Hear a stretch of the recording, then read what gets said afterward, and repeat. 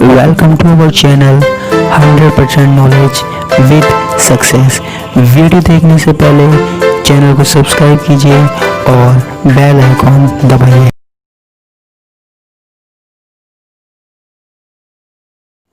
नमस्कार दोस्तों, स्वागत है आपका एक बार फिर से क्लास 11th की केमिस्ट्री की क्लासेज में। हमारे पास basic concept of chemistry chapter चल रहा था, चैप्टर नंबर 1, जिसमें हम छोटी छोटी सी बातें कर रहे थे, ठीक है। लेकिन धीरे धीरे हमारा जो लेवल है वो बढ़ता ही जा रहा है, ठीक है। तो आप बिल्कुल भी क्लास मिस मत कीजिएगा बीच में।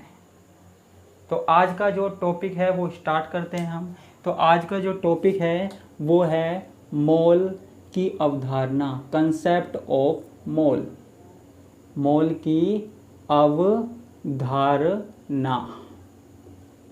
ठीक है। ये क्या चीज है, ठीक है। अब देखो मोल क्या है।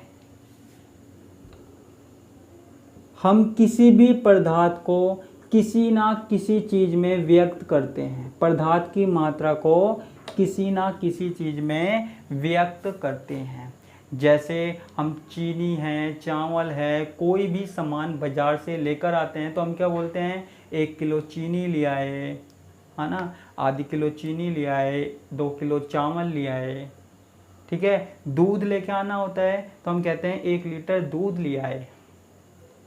कभी ऐसा हुआ है कि आप दूध वाले के पास गए हो या बाजार गए हो, आपने कहा हो 1 चावल दे दे, 1 चावल दे दे? तो ऐसे थोड़ी होता है। आपको बताना पड़ेगा कि आपको 1 किलोग्राम चावल चाहिए या 2 किलोग्राम चाहिए। आप लास्ट में लगाओगे ना किलोग्राम। तो किलोग्राम क्या बता रहा है? किलोग्राम बता रहा है पदार्थ की मात्रा को, कि पदार्थ हमको कितना चाहिए।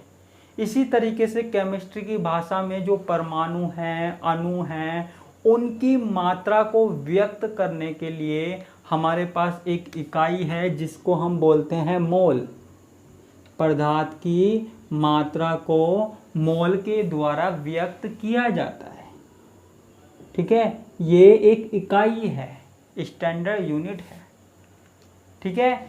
कोई भी पूछे मोल क्या है तो मोल पदार्थ की मात्रा को व्यक्त करता है, ठीक है। अब बात आती है इसकी परिभाषा की। कई बार पूछ लेते हैं इसकी परिभाषा क्या होती है। तो देखो, 1 मोल में, ध्यान से सुनना बच्चों, 1 मोल में 6.022 × 10⁻23 कण होते हैं, ठीक है। छोटे छोटे कण होते हैं। 1 मोल में 6.022 × 10⁻23 कण होते हैं, है ना, जो कि कार्बन 12 के 12 ग्राम, कार्बन समझ रहे हो ना, जो हमारे पास कार्बन तत्व पाया जाता है, कार्बन 12 के 12 ग्राम में उपस्थित कार्बन परमाणुओं की संख्या के बराबर होते हैं। कार्बन परमाणुओं की संख्या के बराबर होते हैं, संख्या के बराबर होते हैं,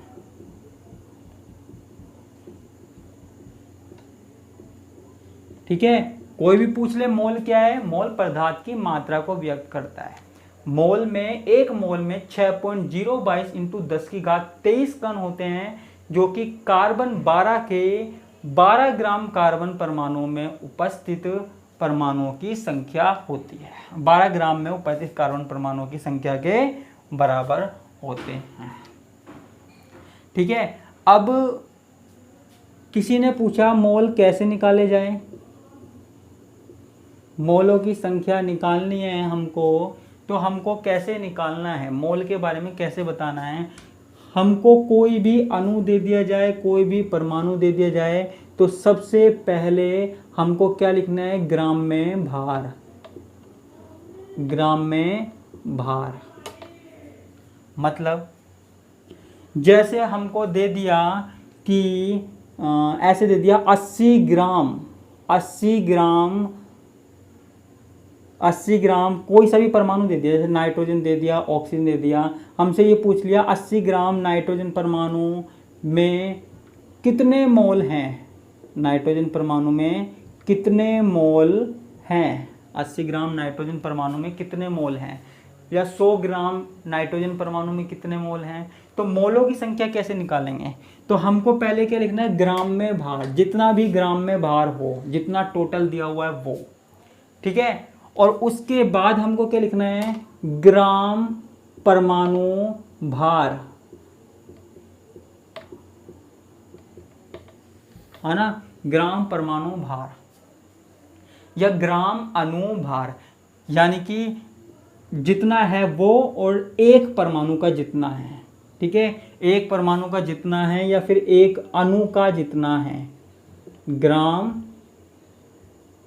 अणु भार, ठीक है। समझ में आया, नहीं आया तो कोई बात नहीं, अभी समझ में आएगा, ठीक है। अब किसी ने पूछा ये ग्राम परमाणु भार क्या है, ग्राम परमाणु भार यानी कि किसी परमाणु का भार, किसी परमाणु का ग्राम में जो भार है वही ग्राम परमाणु भार है।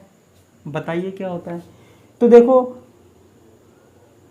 ग्राम परमाणु भार हर परमाणु का अलग अलग होता है। जैसे हाइड्रोजन है, हाइड्रोजन का होता है 1 ग्राम, एक परमाणु का जो भार है वो है 1 ग्राम हाइड्रोजन का। हीलियम का है 4 ग्राम, ठीक है। लिथियम का है 7 ग्राम, बेरिलियम का है 9 ग्राम, ठीक है। बोरोन का है 11 ग्राम, कार्बन का है 12 ग्राम, नाइट्रोजन का है 14 ग्राम, ऑक्सीजन का है 16 ग्राम। हर कार्बन परमाणु का भार जो है वो ये होता है, हर परमाणु का भार, ठीक है। तो ये हमने ग्राम परमाणु भार निकाल लिया, ठीक है। अब किसी ने पूछा कि ग्राम अणुभार कैसे निकालेंगे, ग्राम अणुभार कैसे निकालेंगे, 1 मिनट।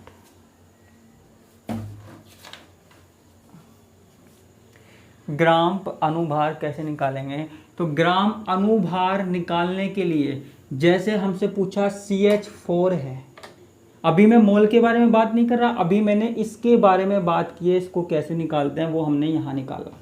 अब मैं बात कर रहा हूँ इसके बारे में, वो हम कैसे निकालते हैं उसकी बात मैं कर रहा हूँ, ठीक है। तो जैसे CH4 है, CH4 है, कार्बन का परमाणु भार कितना होता है 12, हाइड्रोजन का कितना होता है 1, ठीक है। कार्बन यहाँ पे कितना है 1, तो यहाँ पे क्या हो गया 12, प्लस यहाँ पे हाइड्रोजन का होता है 1, लेकिन यहाँ पे हाइड्रोजन कितने हैं 4, तो यहाँ पे कितना हो गया 16। तो CH4 का कितना भार हो गया, ग्राम अणुभार 16 हो गया। अब देखो मेरे पास कुछ एग्जाम्पल्स हैं, तो वो मैं आपको एग्जाम्पल करवा देता हूँ, ठीक है। जितने एग्जाम्पल करो उतने ही कम हैं।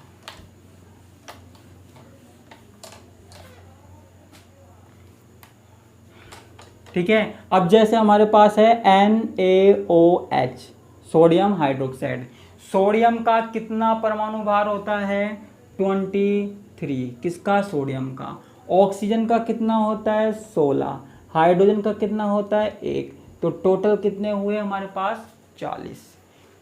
तो सोडियम का ग्राम परमाणु भार ये है, ऑक्सीजन का ये है और हाइड्रोजन का ये है, और टोटल मिलाकर हमारे पास क्या बनता है ये।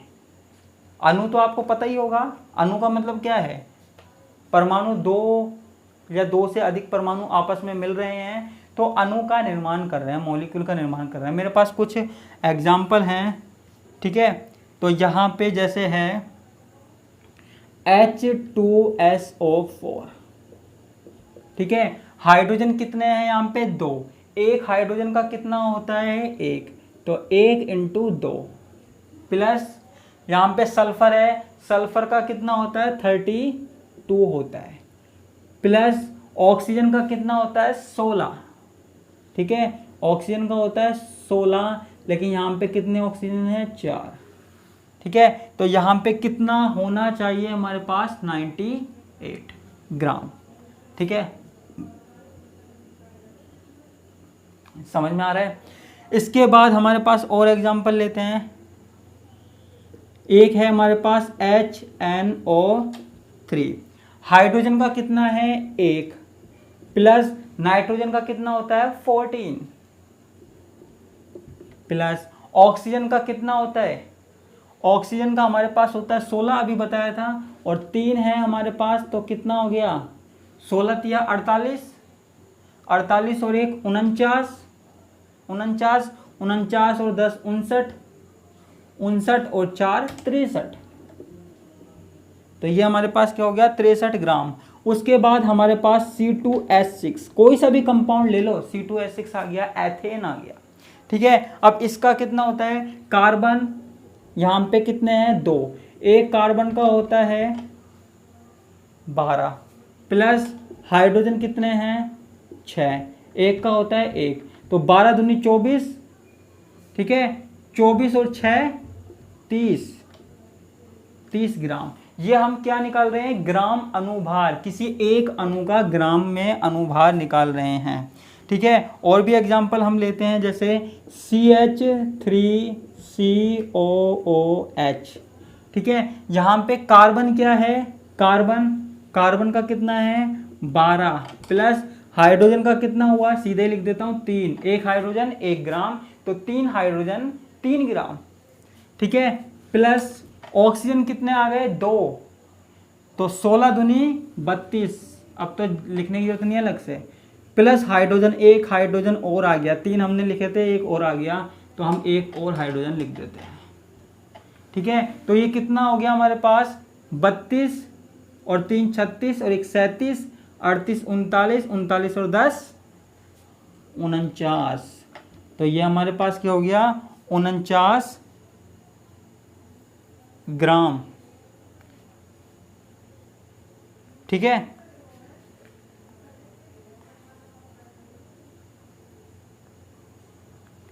ठीक है, हमारे पास 49 ग्राम हो गया। कार्बन 12, एक बार चेक कर लेते हैं, सॉरी, हाँ एक चीज़ और देखो, कार्बन का 12, हाइड्रोजन का 3, 2 ऑक्सीजन का 16 दूनी 32, ये वाला कार्बन तो हम भूल ही गए, ये वाला कार्बन तो हम भूल ही गए, कोई बात नहीं, हम यहाँ लिख देते हैं 12 को 2 से गुना कर देते हैं, तो हमको 12 ही तो जोड़ना है, हमको 12 ही तो जोड़ना है। ठीक है, तो यहाँ पे हम 1 मिनट दोबारा से कर लेते हैं, सॉरी। सबसे पहले कार्बन देखते हैं, 2 कार्बन है, 12 दूनी 24, 1 का 12, 2 का 24, 3 और 1 4, 4 हाइड्रोजन है तो 4। ठीक है, एक साथ लिख लेते हैं। ऑक्सीजन 2 है, 16 दूनी 32। ठीक है, हो गया, तो 24 और 4 28, 24 और 4 28, 29 30 और 30 कितने हो गए 60। मेरी मैथ थोड़ी सी कमज़ोर है, मैं बायो से था, फिर भी थोड़ा बहुत हो जाता है, कोई दिक्कत वाली बात नहीं है। और कंपाउंड हम लेते हैं H2O। ठीक है, हमने क्या ले लिया, वाटर मॉलिक्यूल ले लिया, H2O ले लिया, 2 हाइड्रोजन प्लस ऑक्सीजन 16, तो कितने हो गए 16 और 2 18। ठीक है, 16 और 2 कितने हो गए 18 हो गए, इनको मैं मिटा देता हूँ। अब देखो, मैं कुछ एग्जाम्पल लिख रहा हूँ, उनको आपको खुदे करना है। ठीक है, आपको अपने रजिस्टर में खुद करना है, मैं नहीं बताऊँगा।